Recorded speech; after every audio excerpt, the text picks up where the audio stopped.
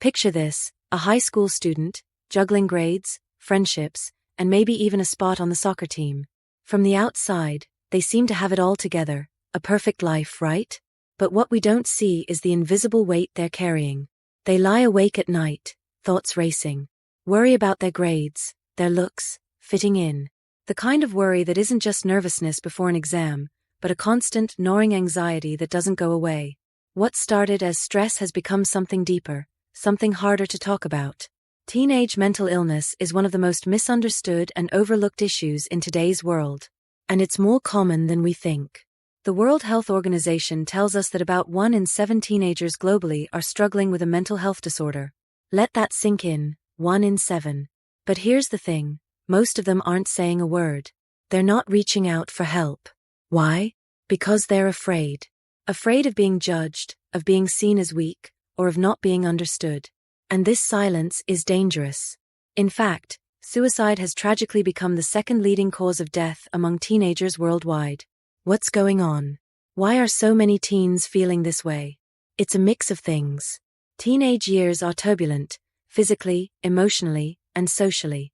Their brains are still developing, especially the parts that control decision-making and emotions. Then you add the constant pressures of social media, the perfect lives that everyone seems to have online, and the relentless competition to succeed in school. It's a storm waiting to happen. Now think about this. When you're young, everything feels amplified. A minor argument with a friend can feel like the end of the world. A bad grade can feel like failure. And scrolling through social media?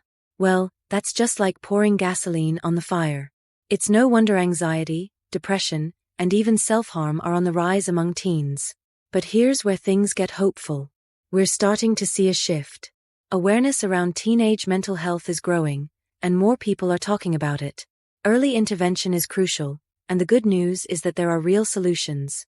Cognitive behavioral therapy, for example, is a powerful tool that's helping teens manage their thoughts and change negative patterns. For more severe cases, medication can play a role in stabilizing symptoms. But what's even more fascinating is how lifestyle changes can make a huge difference. Studies are showing that regular exercise, mindfulness, and getting better sleep can drastically improve mental health.